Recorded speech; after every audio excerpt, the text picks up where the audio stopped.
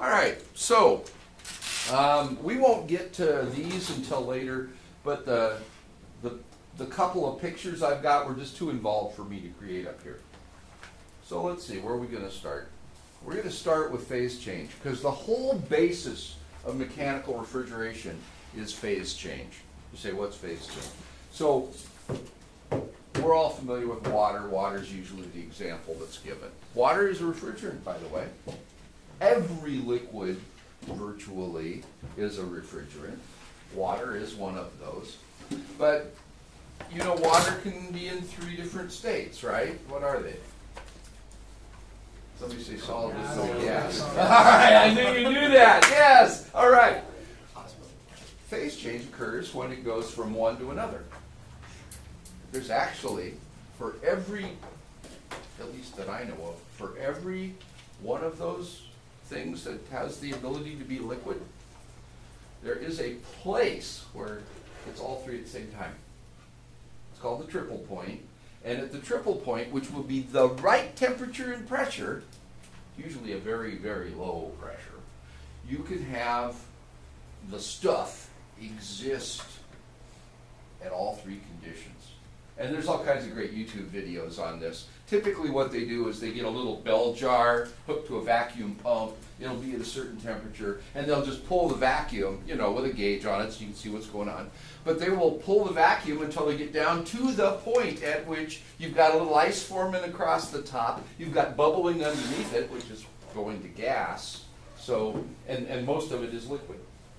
And typically they've dropped a couple little marbles in the petri dish or whatever to give the ice something to grab on and form. Because you guys made crystals as a kid, right? Where you made the sugar water or the salt water and you got it to the right, and all of a sudden you had this string of crystals where it was going from liquid to solid, okay? Well, that triple point exists. We don't use it in air conditioning. What we do, however, end up using as a point on a pressure enthalpy diagram, which we're going to spend quite a bit of time talking about today, is what's called the critical point. And that's the spot up at the top where stuff goes from a liquid to a gas and back. Because in mechanical refrigeration, we spend a lot of time going from a liquid to a gas, back to a liquid, back to a gas. Energy is neither created nor destroyed, right? But we move energy, in our case, heat energy, because that's what we do for a living, right? We move that back and forth between a liquid and a gas in order to do what we need to do. And we have to put power into a device to do that. Now, in 1980, when I started in the business, the usual rule of thumb, pull it out a year behind number, was that you had to add about 25% of extra power to move. If you wanted to do 1 ton of air conditioning, you're going to have to do 1.25 tons of energy. That extra 25% was the power you used to move it around, and that came up in the losses, the inefficiencies, the theoretical work that had to be done. All of that added up to about 25%. Today, it is lower because we've been working on improving energy efficiency. I would say it's probably typically in the 18 to 20% range today. And all of that improvement came about as a result of making the job easier, removing friction, cutting back on losses. And part of what we're going to do in our moving back and forth between liquid and gas, we've got 2 different temperature levels. We've got the cold part where we're cooling the air or cooling the water if it's a chiller. We've got the hot part where now we're rejecting the heat that we pulled out on the chilled side and used to cool the building, and then we're rejecting the heat outside somehow. Okay, so there's generally 2 temperature levels, okay? What the compressor has to do to get from the low one to the high one is called lift. So to the extent that we improve our heat exchangers and we make them more efficient, we do whatever we're going to do to help efficiency, we lower lift. So we've got a little bit less of a job for the compressor to have to do, plus we make the compressor more efficient so it has fewer losses. And that's how we've gone from, in 46 years, from typically something like 25% power to get the job done, down to probably a little less than 20. And this is for air-cooled type equipment like you would see at a house or in this building. Big chillers are a little different story. They were a little more efficient to begin with, and they're even more efficient now. But the magnitude of improvement is pretty similar there too. Okay? So that's the preamble ramble. Water, just as an example.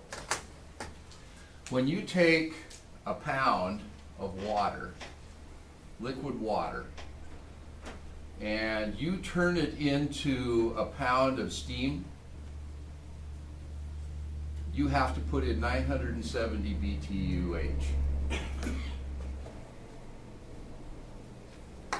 You heat the water, you get the steam, and for a pound it's that much.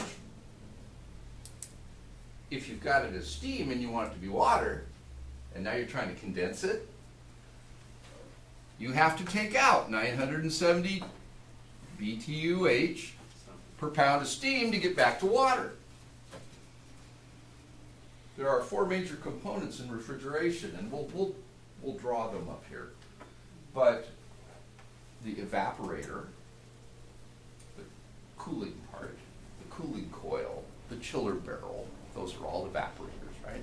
The evaporator is got liquid refrigerant coming in, and then our heating load for the building that we're trying to, we're trying to cool the building, right? So the heat that we're taking out of the building and putting into our air conditioning system, if we were using water, would take 970 BTUs to convert a pound of water to steam.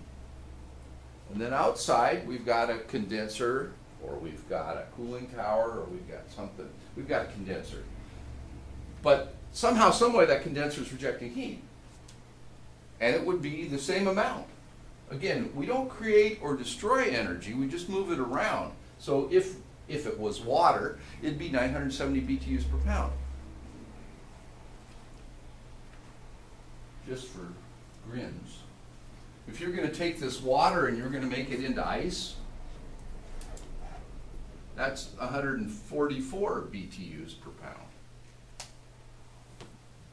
If you take 144 BTUs per pound out of water at 32, at atmospheric pressure, normal atmosphere, and you do that for a pound of water, you're going to get a pound of ice. And back the other direction. Now, ice is awkward to move around. It's much easier to use gas and liquid.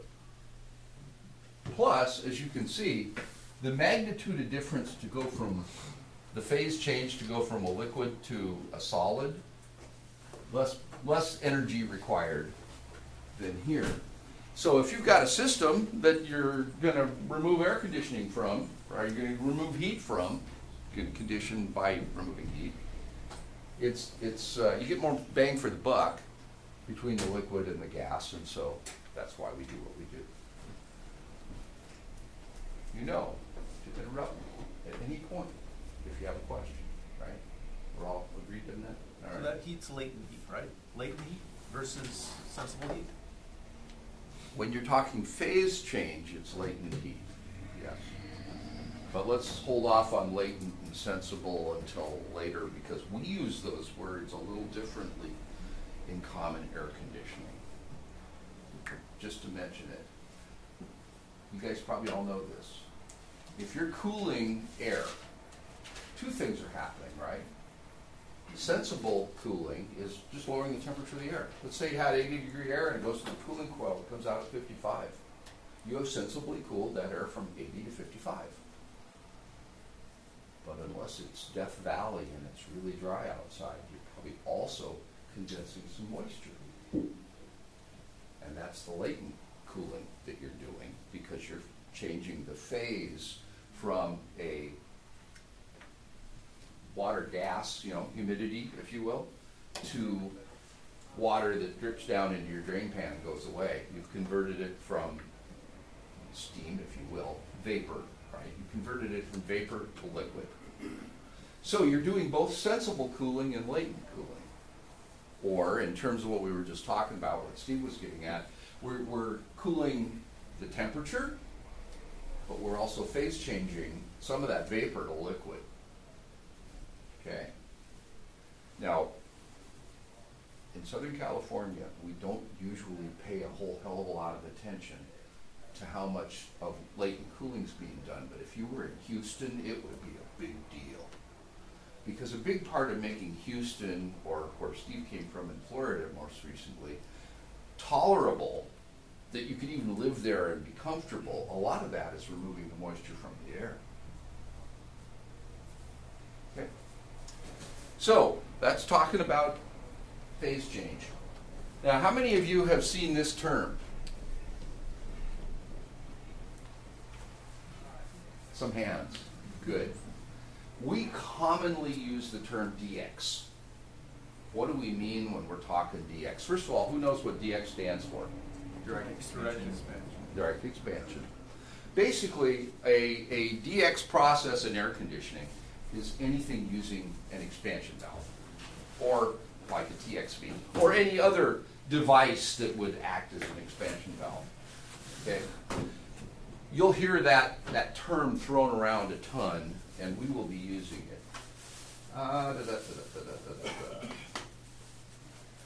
If I use the term positive displacement compressor, does anybody know what I'm talking about?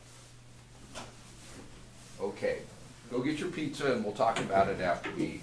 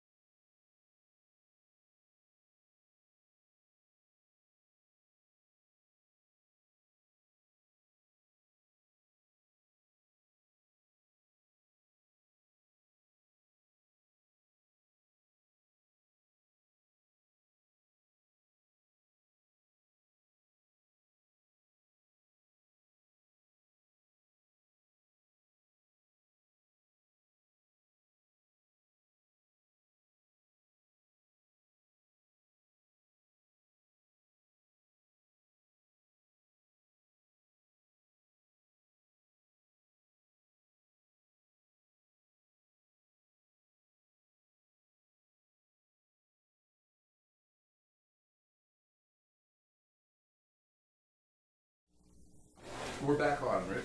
Yep. All right, positive displacement versus non-positive displacement. So have you guys ever seen a piston engine, car engine, the exploded view, whatever? There's pistons, they go up and okay. That's an example of a positive displacement device.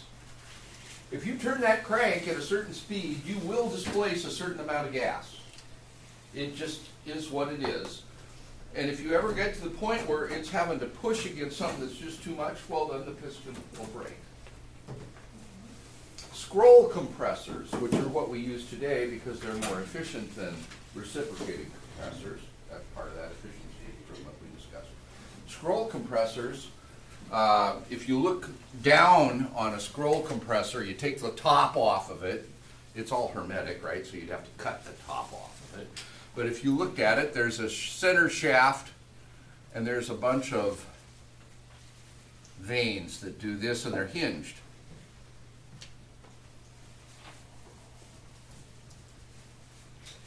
And then they seat inside the housing, and they've got some kind of a very polished end on them that acts like a seal, and they spin. And even though you'd look at that and you wouldn't think that would be positive displacement, unlike a piston, you know, going through a cylinder, these actually act like positive displacement devices too. They spin fast enough that even though you've got hinges here, you're not going to have something going backwards. So a scroll compressor, which is the most common thing we see today. A screw compressor, and there's more than one kind of a screw. There is the kind that's got 3 rotating devices and the kind that's only got 2.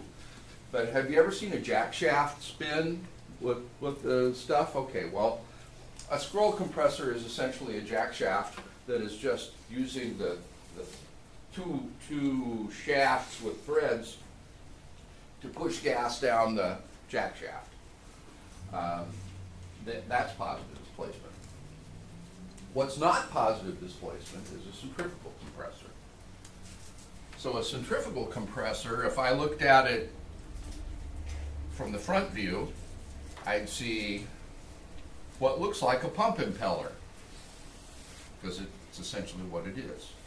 I'd see an opening, the gas gets sucked in the middle, and then it is discharged out a volute at a high rate of speed. But it is not positive displacement. If the resistance out here is too high, what ends up happening, and we'll talk about what compressor surge is later, but if it's too high, then to relieve the big pressure buildup, because it can't push into more pressure than this thing can overcome, it will briefly go backwards. And then as soon as it starts to go backwards, it relieves this pressure problem, right? So then the gas will start to go forwards. And it will make a sound that will scare the shit out of you if you happen to be standing next to it when it starts to do it. So, when we talk about positive displacement compressors, which is most of what we're going to discuss in the next several sessions, and by the way, we're going to be off for a couple of weeks here because I have conflicts. Next week we got the Memorial Day picnic thing going on. TEM is bringing over a bunch of tacos and this and that, and so we're not going to be doing this lunch session. And then I'm gone for the next 2 Fridays, so with conflicts. So we will resume wherever we leave off here today. We'll resume, and I would guess this is going to be at least 3 sessions total. It might go 4. Depends on how deep we get into things, okay? And part of that's based on the questions you ask, so there's no such thing as a stupid question. Only stupid people who didn't ask questions.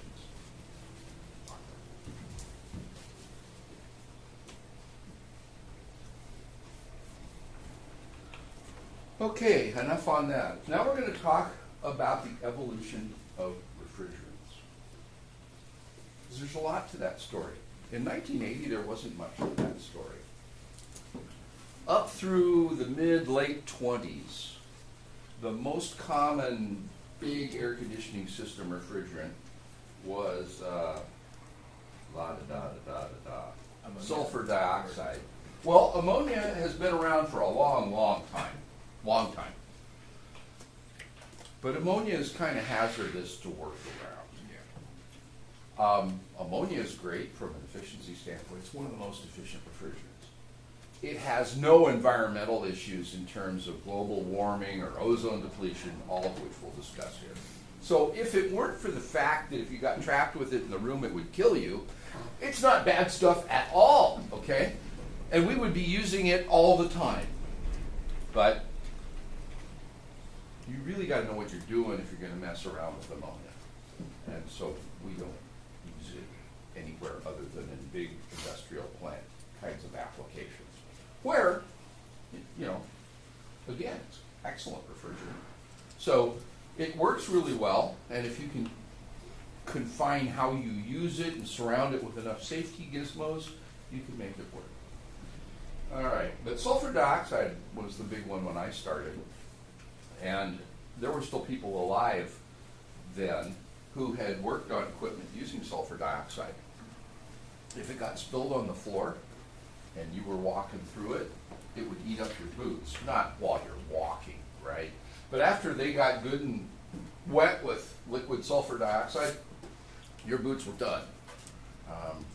Could you maybe wear them another time or two? Maybe. But they were done. Bad stuff. Let's see. There are 3 temperature ranges for air conditioning processes or refrigeration processes, okay? Air conditioning, what we do, we want about a 40-degree-ish temperature in the evaporator.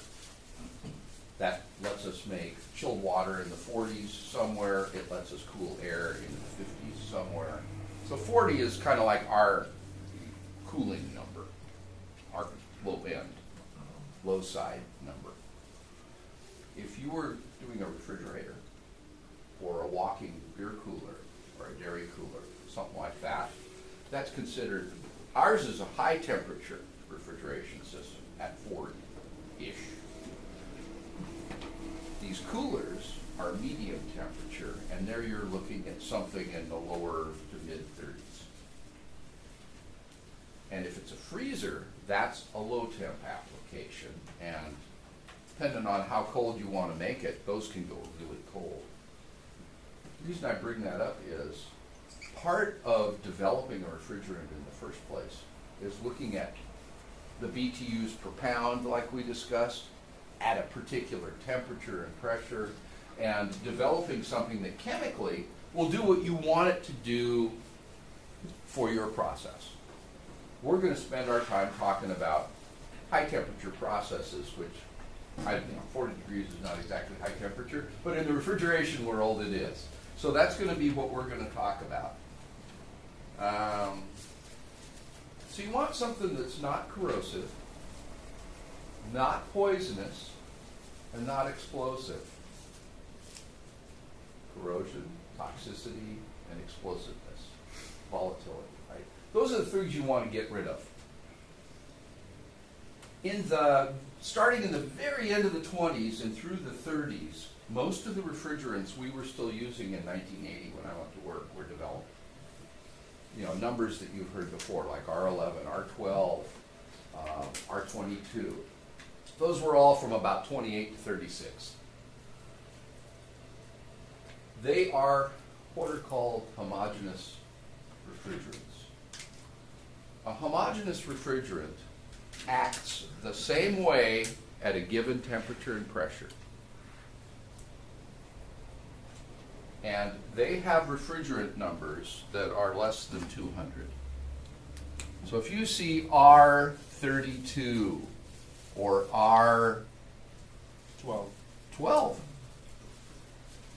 those are homogeneous refrigerants. It's all one refrigerant, period. Or 134A. That's one that we use a lot. Okay? Those are all homogeneous refrigerants.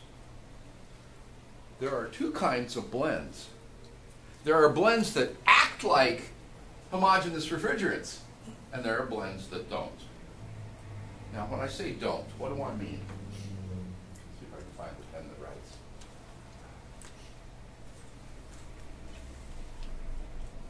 I'm going to go by memory now, which is always dangerous, but my memory is, excuse me, that's not what I wanted. I wanted 407C. So 407C is the substitute that we typically use for 22, because 22 hasn't been made new in the US since, God, the 90s. Now, it's available recycled, and there are parts of the world where they don't care about the environment at all, and that they still make it. But 407C, if I remember right, is a mix of 3 different refrigerants. Each of those is homogeneous. But part of the refrigeration cycle we're going to talk about in a minute is we come in with a bunch of liquid, we throw the building's heat load at it, and we come out with a bunch of gas. Liquid refrigerant, gaseous refrigerant. Because that heat that was coming in is used to change the state of the liquid from liquid to gas, right? That's how it absorbs the heat load. All right? Well, the 3 things that go into any 400 series refrigerant, and a 400 series refrigerant, the fancy term is it's a zeotropic refrigerant. They each boil off at different rates. So at the beginning, you've got your blend of your 3 refrigerants and everything's cool. But as you get more and more of the heat load done, and your liquid turns to be more and more gas, one of those will be all gas before the other 2. And then another one will be all gas. And then eventually the last one will be all gas. Okay, that's not homogeneous. Because what ends up happening is the temperature and the pressure, instead of being the same at this point as it was at that point, because we're a homogeneous refrigerant, it starts at a given temperature and pressure, and until it all turns to gas, it stays at the same temperature and pressure, never varies. That state change from liquid to gas goes on, goes on, goes on, goes on, goes on, and the temperature and pressure don't move. But for a blend made up of 3 things that are going to all behave differently, that doesn't happen. And so 407C is a really good example. Something called glide takes place, and we'll talk about that some more. But what glide is the difference at the end. If you kept a constant pressure, because most of our equipment works with pressure controls, so you're going to keep a constant pressure. When you're around that 40-ish degree thing where we're doing all of our work, 407C has got like one of the worst glides. It's like 9 degrees. So if you started at a given pressure and the refrigerant was 40 degrees, by the time you get over here it's like 49. So you have to account for that, and there's things you got to do and yada yada yada, but that's what glide does. But not all blends do that. Some blends, owing to what's in them, behave like a homogeneous refrigerant. And they keep the same temperature and pressure. Another one of the old refrigerants that you would see used is R500. And that is not a zeotropic, but 500 series refrigerants are azeotropic. You don't need to know those words. But the point is, not all blends even behave the same. Because some blends act like they're homogeneous. That's the 500 series. Any refrigerant starting with a 5. And some behave like blends where it's the Wild West after it starts to change state. Okay. I've mentioned it, you've heard it. Another term you're getting here. Who knows what miscible means? I don't see a lot of hands.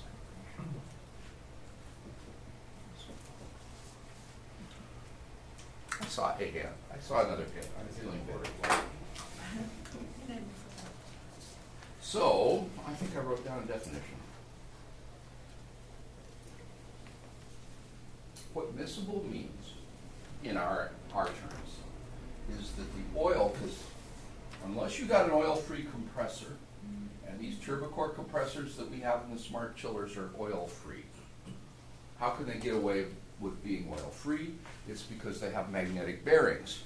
And the magnetic bearings they power up, and it puts the shaft for the compressor in a magnetic field that doesn't touch metal.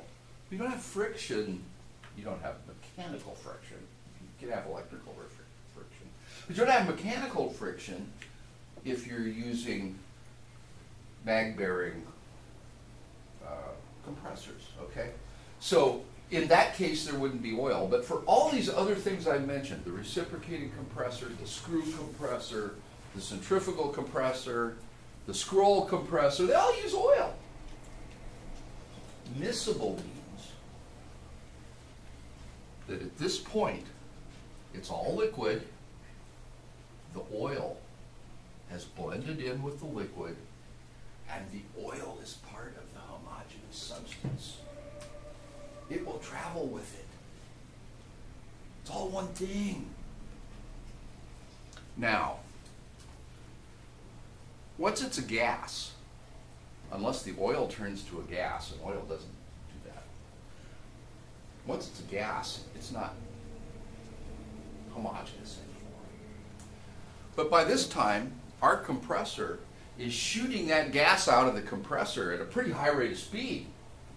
And so now you're relying on the mechanical aspects. The velocity and the mass of the refrigerant is just carrying oil vapor along with it. Okay? I say oil vapor. It's a vapor, okay, but not in the same sense that refrigerant is a vapor.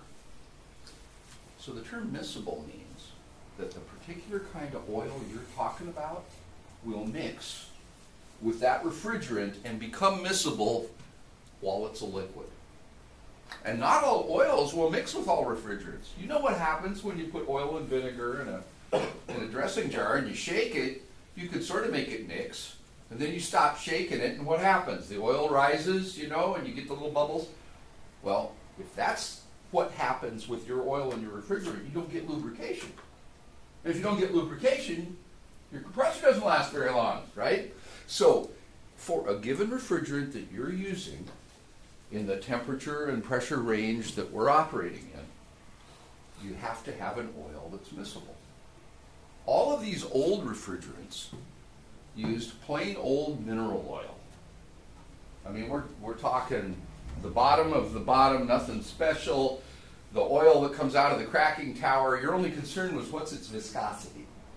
And certain manufacturers for certain applications would want 150 viscosity, and somebody else might want 250, and another one might want, especially if your compressor's starting to get a little worn, the piston rings are wearing, you might be using 300 viscosity.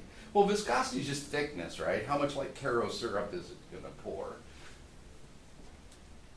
But that doesn't refer to miscibility.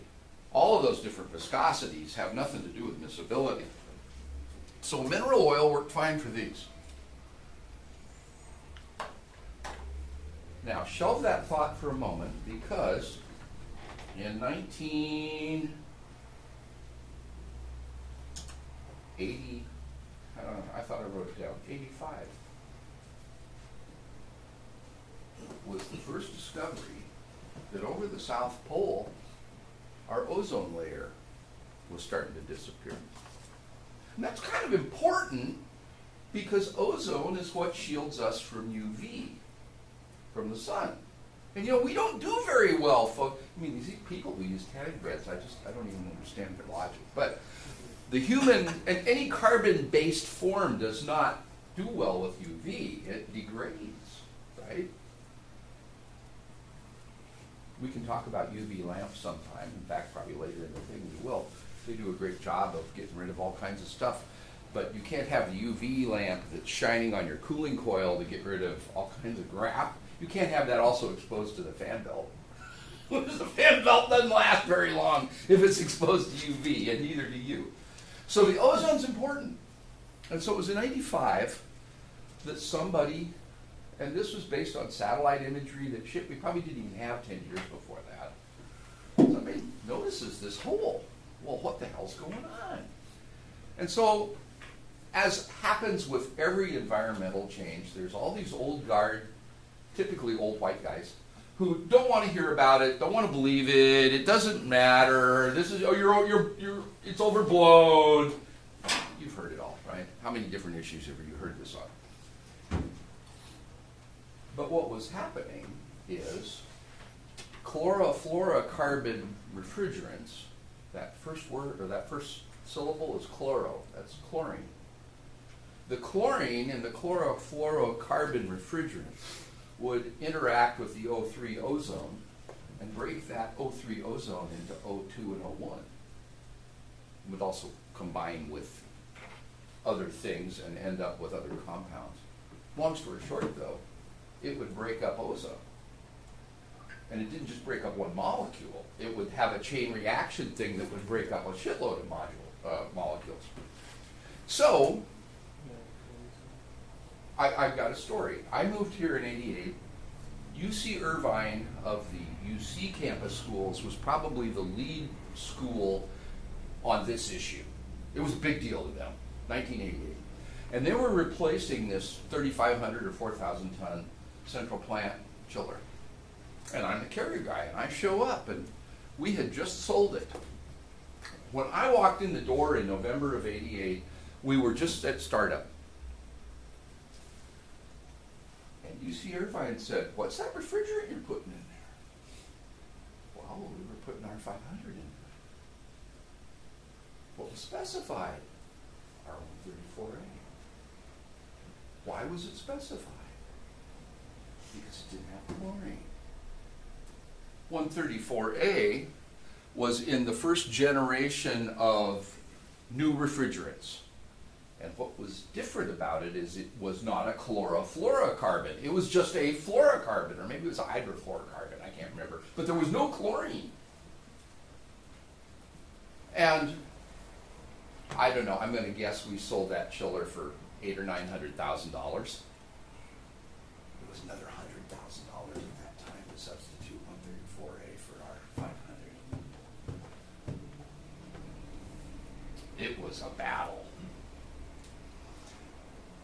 And because UC Irvine, I walked into this, I had never heard about this issue before November of '88. But because UC Irvine had some of the researchers who were heavily involved in the whole ozone depletion thing, because of that, they were not going to have any freaking R500 in their chiller.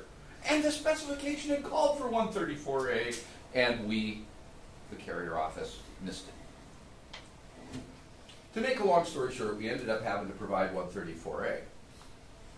But that was my introduction to the whole ozone depletion process and the second generation of refrigerants, which replaced the old ones. By the mid to late 90s, you couldn't manufacture 500, 12, 11, there's another one I'm forgetting. You couldn't even manufacture those in the U.S. anymore. I think 96, 97 was probably about the sunset on being able to manufacture that stuff new. Again, other places in the world, less environmental regulation. I mean, we were getting some of those refrigerants out of India and China for quite a while after that, but I don't believe anybody's making them today.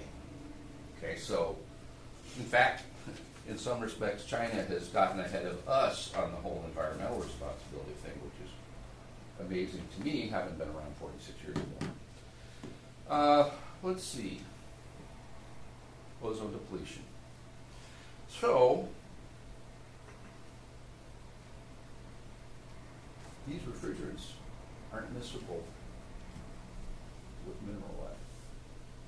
So our first experience as an industry with having to switch from mineral oil to something else came about as we were moving to other refrigerants such as 134A. There is a somewhat more expensive than mineral oil, but not tons more expensive, called alkylbenzene oil. That would work with some of them, it wouldn't work with all of them. The most expensive, and this is what you'll hear today, and this is what we use in pretty much everything we use today, is called POE oil, which is polyester oil, something like that. POE. And POE, if you could, well, you can still buy mineral oil, it's still out there. I don't know, in light of, you know, the Strait of Hormuz and all of our other stupidity, I don't know what it's selling for today, but if you price checked mineral oil a year ago, it was under 30 bucks a gallon. POE oil is way over $100 a gallon, so that gives you a sense. Okay. But ozone depletion was not the be-all and end-all. That was what we were all concerned about and thought we had resolved by Y2K. Then along came global warming. Now, as an example, 12, 11, and 500 have an ozone depletion, excuse me, a global warming number. No, that was ozone depletion, wasn't it? No, that was global warming of 1. R22 is also a chlorofluorocarbon. But because of the way it interacts with stuff, it was not nearly as harmful to the ozone. So where R11 or 12 has a 1,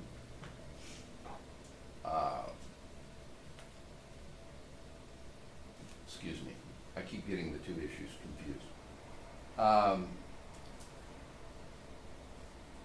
Yeah, ozone depletion potential of 1. 22 was only 0.05. So it was like 1/20th as bad.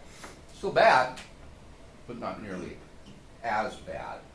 So the first bridge refrigerant, and you'll hear in the industry, you'll hear the expression bridge refrigerant. The first bridge refrigerant was 22. Because when they got rid of 12 and 11 and 500, they left 22 around. There was also a lot of political pressure because 22 is what's in everybody's residential system. Okay?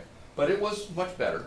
So its phase-out date was much later. I want to say it was 2020, something like that. But they kept phasing it down and down and down and down and down. And they came out then with 410A, and 410A was then the next bridge refrigerant. 410A is not a chlorofluorocarbon. So 410A addressed that, and it went to all of the residential and the packaged rooftop split system type commercial equipment. That was all 410A. And I don't remember just when they did that, but it was in the aughts. Okay? We thought we were good. And that's when global warming became an issue. And I see I've got a mistake in my notes because I keep getting confused. I look down and I called one global warming when I meant to say the other. I gotta fix that. The notes, by the way, are, as you know, on the share file. Okay.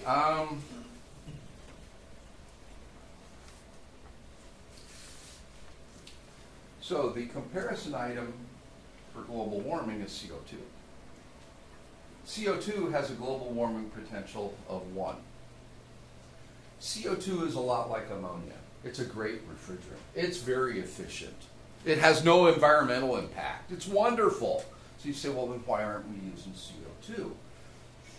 Remember, we had a low side and a high side. We had the cold liquid where we're absorbing heat and phase changing to a gas. And then we have the high side where we've got the gas that we got to convert back to a liquid. That high side pressure with CO2 is a couple thousand psi. That compares to 410A, which we all thought was really high, that's like 450. The earlier refrigerants were half of that. Okay? So a couple thousand psi for CO2 means that you're not going to use, unless you built it like with nuclear capability, you're not going to use a coil for that. You could make a chiller barrel that would handle that. And it wouldn't be at all surprised if 10 or 15 years from now we're installing chillers that use CO2 that are larger, that have the super heavy duty condensers. But there's just no way around that issue. Grocery stores have been using CO2 systems now for a long time. The ARCA board, there's two major contractors associations we belong to. SMACNA is the sheet metal one, stands for Sheet Metal Air Conditioning National Association. That's SMACNA. ARCA is the Air Conditioning Refrigeration Association. In other words, SMACNA is with the sheet metal union, and ARCA is with the pipe fitters. And that's the organization the contractors belong to that do the labor negotiations and so forth with those two unions. So, on our ARCA board, I was on the board until just last month, actually, for like 21 years. One of the other board members is from Stater Brothers, because they're actually signatory with Local 250, and they have their own union guys. Good guy. And he was keeping us apprised of what they were doing with CO2, and I think they put their first CO2 system in almost 15 years ago. Now, they were kind of a model, because they didn't know where this was all going to go, and they thought they needed to get some experience with it, and they were using their own people, so they figured whatever we learn, will be, the tribe will know, it'll become tribal knowledge, and they put them in, and they've worked fine. They're actually pretty reliable. But the condensers are built hell for stout, and it's not a cheap system to put in, and it's because of that high pressure condenser situation. Okay, but does it work? Yeah, and it's also efficient, like ammonia. Ammonia doesn't have that pressure problem; it just is a toxic gas, right? So, if carbon dioxide has a global warming potential number of 1, which means it doesn't just hang around and heat the planet. 410A, which is the bridge refrigerant we were using, is 2,088. R22 is 1,700. 134A is 1,430. CO2 is 1.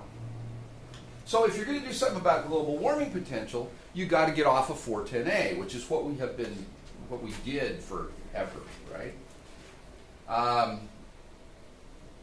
And now we're kind of out of compromises. Remember the 3 things we wanted to avoid? Flammability, toxicity. I don't remember the third one. Ozone depletion. Okay, well that came along later. The original thing, I mean, you're right, but the original thing was corrosion. Yeah. Well, if you're going to have low ozone depletion, and you're going to have low global warming, and have something that still works, you've got to give something else up somewhere. They chose not to give up on toxicity. Could have. I mean, chemists can do a lot of pretty cool stuff, right? They weren't going to give up on toxicity. And they couldn't give up on corrosion because they don't want the thing to fall apart, so what did they give up on? Flammability. So if you look at the ASHRAE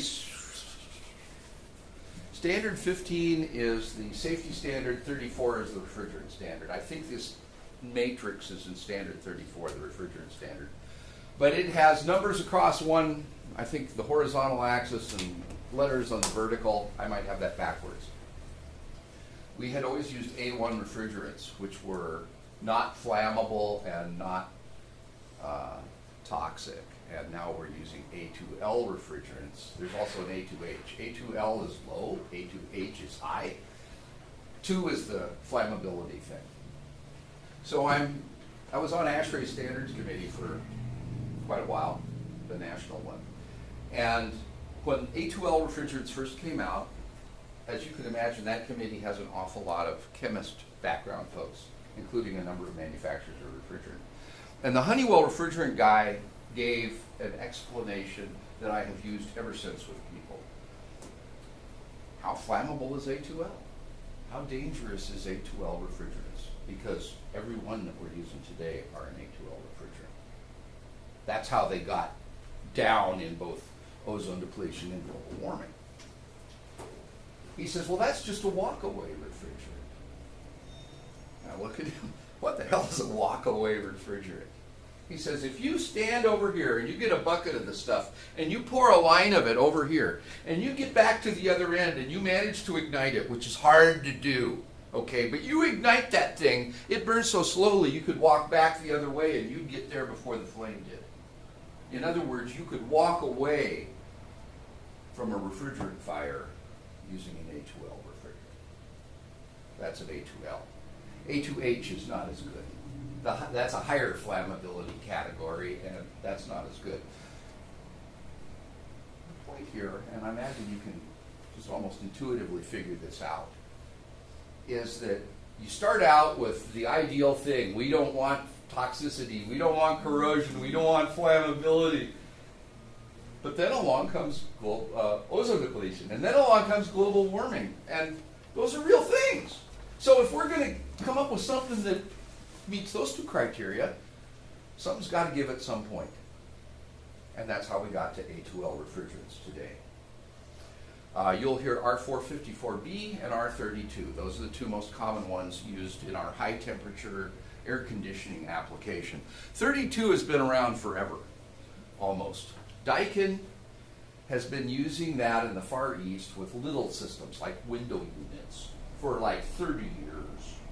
So it's a known thing. It's not like we don't know how to use it. It just was never applied to the bigger stuff. It was more expensive. 454B is the other one. We had a lot of 454B shortages a year or two ago as they were being introduced. And the reason is, imagine you're a refrigerant manufacturer and you're trying to predict which refrigerant is Carrier, Trane, York, Ruud, Rheem. What refrigerant are they going to use? Because the one that the manufacturer picks is going to have the biggest demand, right? Most of the manufacturers assumed that because 32 had been around for 30 years and people knew all about it, that the majority would pick that. And 454B was a new one. So they invested plants to make R32. And what do all the U.S. manufacturers pick? 454B. So you couldn't get it. So they had all kinds of issues that are just now being ironed out. There were periods of time where a residential system would get changed out last year, and the homeowner would be waiting another 3 weeks to get refrigerant to put in it. Which, again, if you waited until summer and you were in Houston, that's a problem. Okay, but that's the whole history, background thing. So what time is it? 20 minutes. Perfect. We're going to start into, how many people have ever heard of a pressure enthalpy diagram? A couple of hands. Okay. So we've talked about, the background and how we got here and what it is, but how would you get more specific? How would you put numbers on it? How would you be able to calculate what you needed to do something? So the symbol for pressure is a capital P. The symbol for enthalpy is a little h. Pressure's obvious, you know what that is. PSI. Enthalpy is heat content. In our industry, we measure that in BTUs per pound. How much heat is there? Okay? A pressure enthalpy diagram will look like this. You'll have a vertical, a horizontal, pressure will be here, enthalpy will be there, and there will be, and dang near anything that appears as a liquid will have a diagram like this that has a liquid phase. And you're going to have something that looks like that. Over here is all liquid. Over here is all gas. Because you've added enough energy to it. Because H is energy, remember?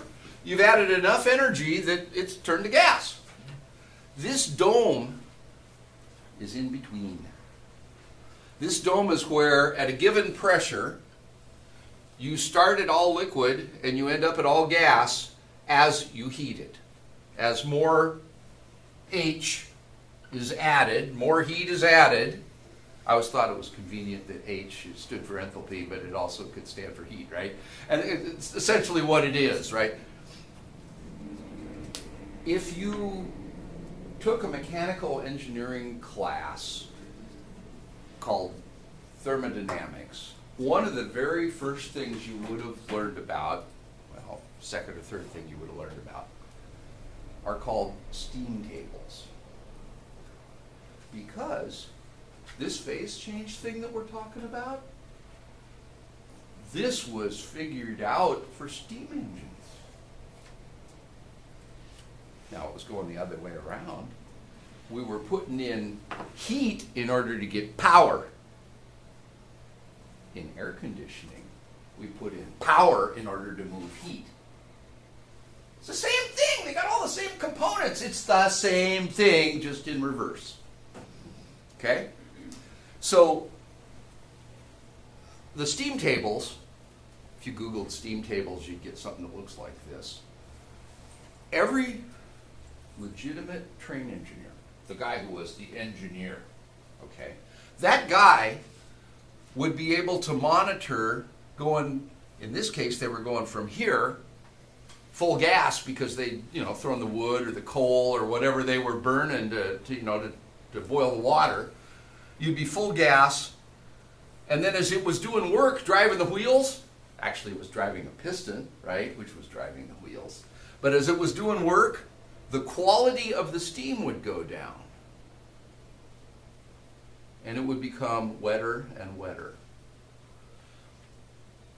If you're into 1880s literature and you're reading somebody's story and for whatever reason they're talking about the train operation, you'll hear the expression wet steam.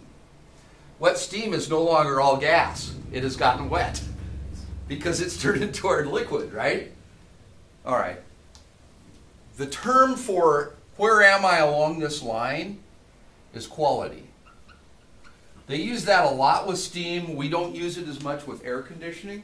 But if you were halfway, it'd be 50% quality. If you were over here, it'd be 25. If you're over here, it'd be 75. The quality is the proportion that is gas. Okay? Now, in our case, now let's talk about air conditioning finally. Steve Kish told me that way more than 20 years ago, he was sitting in a class I was doing on mechanical refrigeration, and I finally explained it to a way that he would understand what mechanical refrigeration was. I vaguely remember the class. I don't remember Steve. This is my fault. So, here's your cooling coil. Let's imagine for a minute that what we've got is a rooftop unit, and we've got a condensing coil, and we've got a compressor.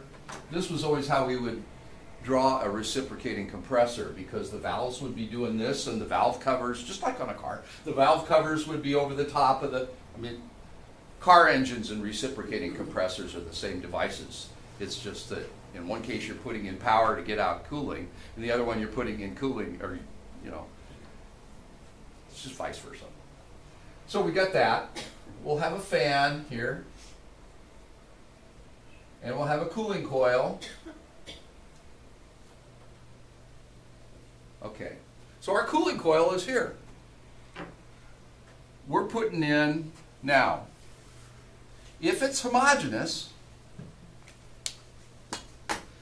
somebody's got to remind me to get some decent pens. These suck. If it's homogeneous, this is actually, these two are, they go together. Because at a given pressure, it will be a given temperature if it's homogeneous. Okay? So, we said that around 40, and I'll just use 40 as a nice even number, that's the temperature we want to be running to cool air in a cooling coil.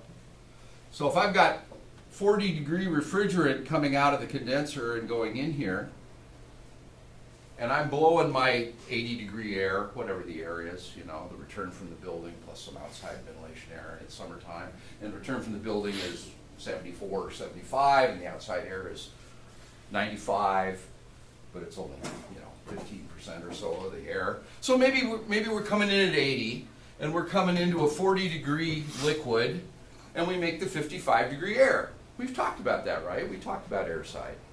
Okay? So here we are at 40, and at this point we're all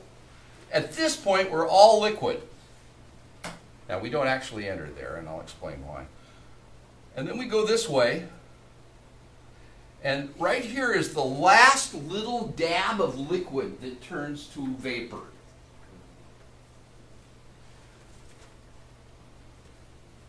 And then that gas is sucked into a compressor.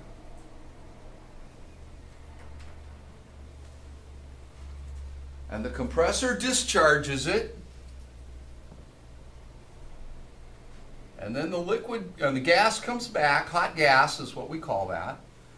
And where this is the evaporator, or the cooling coil, in this case, this is the condenser.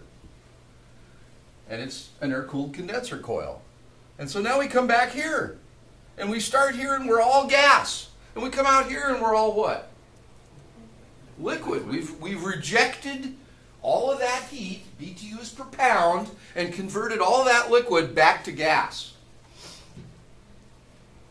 Now, we could, in theory, go right here, down where we're 100% liquid, and we could get it to drop its pressure, and in an air-cooled device, the temperature is probably, I'm just going to say that that's 125. But remember, we had 40-degree liquid down here. We got 125-degree liquid up here. How do we get the liquid to go from 125 to 40?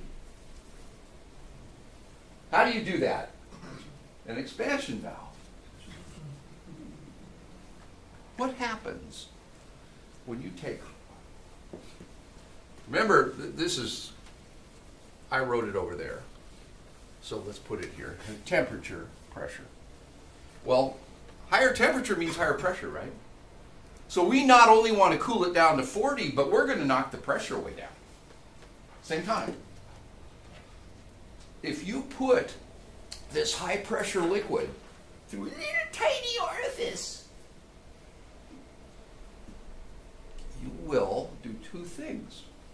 You'll lower its temperature and you'll lower its pressure. But how? What happens as it goes through that expansion device that causes that to happen?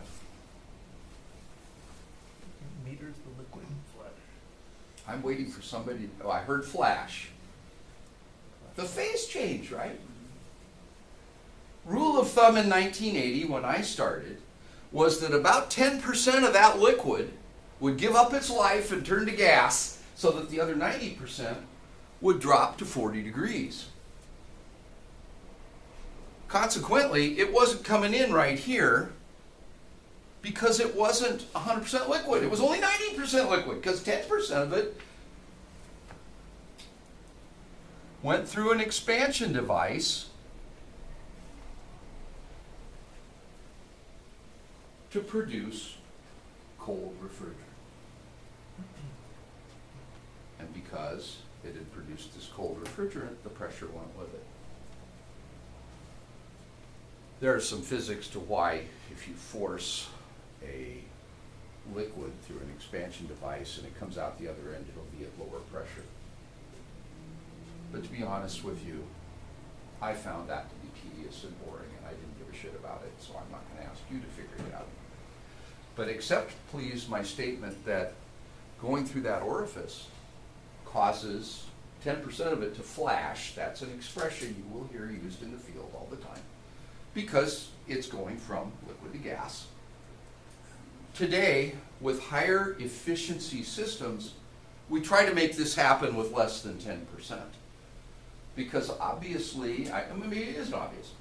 Because if we can manage to go from this condition to this condition and not give up 10%, let's say we only gave up 7% of it to get down there, well, we got 3% more cooling capacity, right?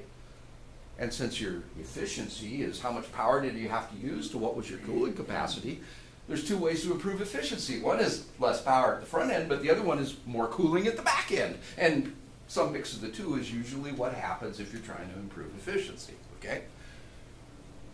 So now we've got the cooling coil that's got air being blown across it, you know, and there's a fan. And there we are, there's our cooling coil. We've got the expansion device, which is usually located right at the cooling coil. There's a practical reason why you put it right at the cooling coil. After it goes through this, it's 40 degrees, right? Or so. So you're going to get condensation on the outside. Up here, you don't have to insulate anything. So this refrigerant line right here doesn't need to be insulated. It's hot. It's 125 degrees if it's hot outside, right? So there's no need to insulate this. But as soon as you throw this expansion device in, you got to insulate that last little dab, and so you will find that located right at the coil. There's another reason we'll get to, but that's one of the reasons. Okay, then we got the compressor. Now, the compressor is doing work. Remember we said that in today's systems you're adding 18 or 20% work to make this happen. So, from this point to this point, that's the work you put in. And then you're taking that hot gas and you're putting it in, and you're now rejecting the heat, which in this rooftop unit happens because you got one or more propeller fans sucking air in and blowing it out through the coil, and that's how you're rejecting the heat. Okay, so then we've got liquid. Now, eventually we hit that point, which is what? All liquid, right?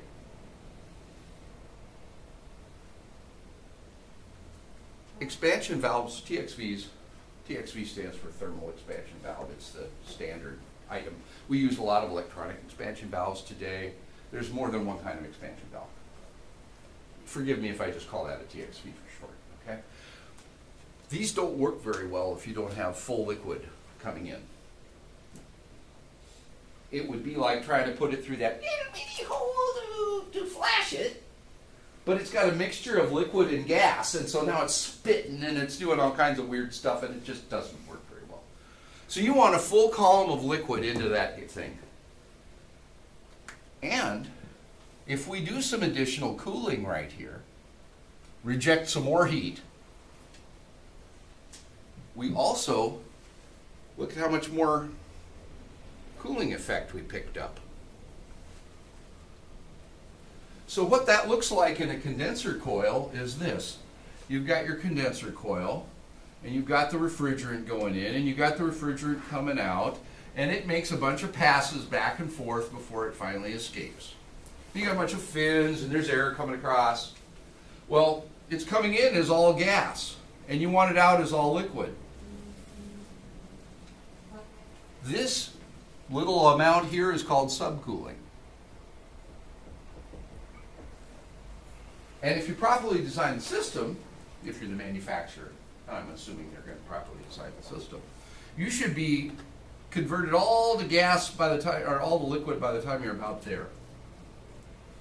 So we've done all of the condensing, and it's now all, it's super hot liquid, because at this point, it's 125 degree liquid.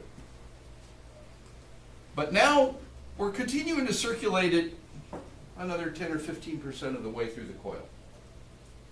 And we're still taking outside air across it with our fan. And we're removing some more heat.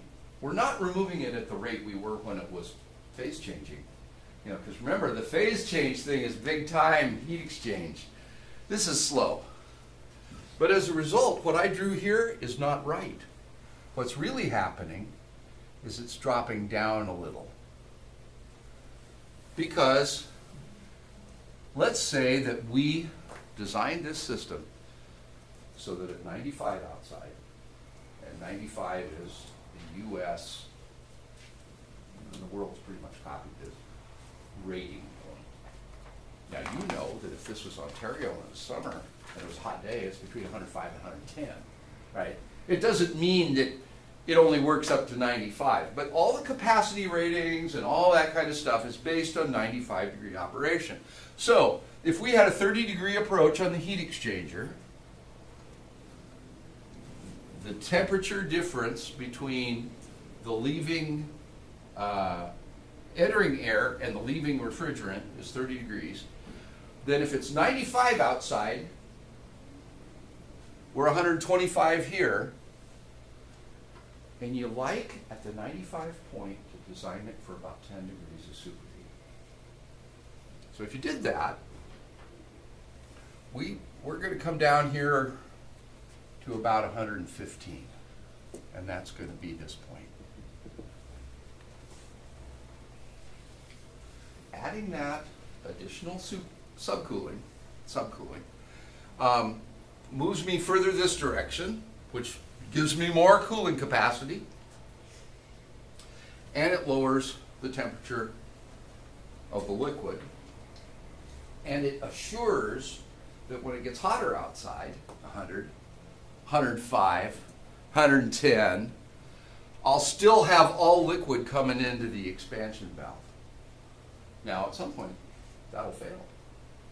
If you're in Palm Springs, and almost all roofs in Palm Springs now are painted light colors, but back in the 60s, they would have all these black tar roofs. Shit, it could be 140 degrees on a black tar roof when it's 120 degrees outside. And it gets to 120 degrees every summer in Palm Springs, right? Even a little more. Well, you get to the point where the damn unit would hardly run. Because by the time you got to that point, shit, you were way up here. See how tiny this little spot is up here? You freeze. It doesn't work anymore. If you were designing a built-up system rather than a packaged unit, where you put your own compressor and your own evaporator coil and your own cooling coil and your own expansion valve, you put it all together, you'd probably in Palm Springs have a bigger one of those. But this will work just fine in Ontario, California, or San Bernardino, unless. Have you guys ever seen an equipment pit on the roof where you had one roof level, but then there was a pit where you went down virtually a floor to get down into the equipment well? Well, if you're in one of those on a roof and the air ends up doing this because the prevailing winds are blowing it like that, what happens to the air temperature entering? If it's 100 degrees outside, is it 100 degrees here if it's doing this? No, because this is hot air, right? And we start recirculating it, we have a problem. Generally speaking, for air-cooled equipment, an equipment well, equipment pit, whatever you want to call it, on the roof of a building in the Inland Empire is a mistake. Architects love it because you can't see anything, right? It's invisible. Even if you're nearby in another high building, the roof looks clean. Yeah, but the air conditioning equipment doesn't work for shit. So just file that away somewhere. Okay. This is referred to as the saturated suction temperature, and this, 125, is referred to as the saturated condensing temperature. Condensing because it's condensing. Suction because that's the temperature at which it is being sucked into the compressor.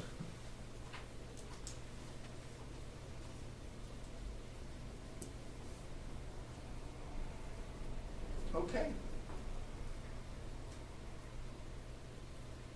Now I'll show you two quick pictures just so you can see that they exist. That's R22, and that's its picture, its pH diagram. And at, did they show, yeah, they showed the temperature in here, didn't they?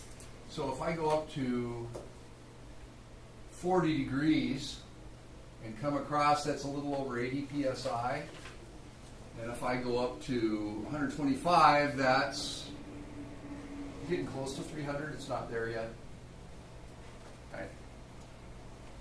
R22, the R22 chart, the R12 chart, were charts that every service technician who spent a career doing this, because these were the refrigerants we were using for 60 or 70 years, right? So generations of guys would spend their career with those refrigerants, and they could tell you within a half of a degree, without ever looking it up, what temperature went with what pressure in the normal air conditioning thing. I'll leave you with one last thought for DX. If temperature and pressure are the same, and you're trying to control the system, which one do you measure?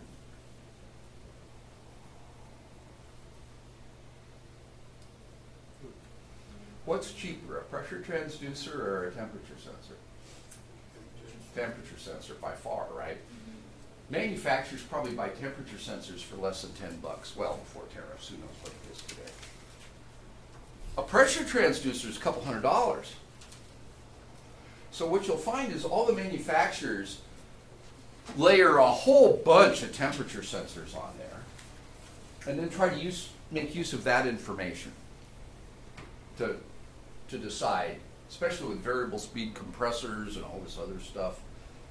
You got to monitor what the pressures are, because you don't want to, if this gets too low, your cooling coil turns into an ice block. If this gets too high, it won't run. You'll trip off because you'll take too much power to try to push that gas up to that higher pressure. And there's lots of other things that happen too. But if we're doing a built-up system, we want to use a pressure transducer.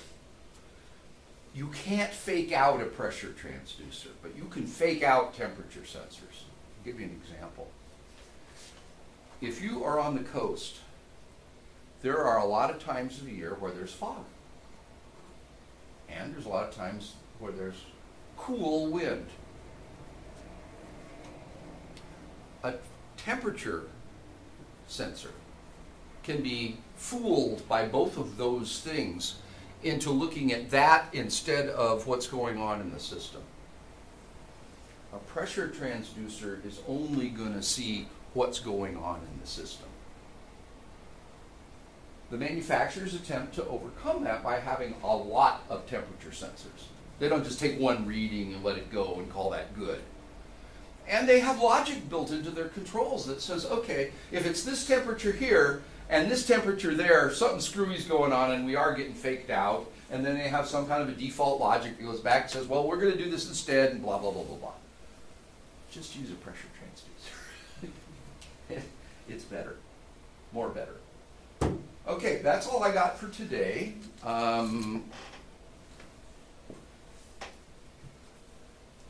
Along with every dome, you'll get a tabulated table. And the tabulated table will give you, and it'll be based on temperature, because that's what we use in our industry, and then the next column will be the pressure that goes with it. So when you Google it, or you open the ASHRAE manual, or you do whatever, you'll get the graph, and you'll get a table.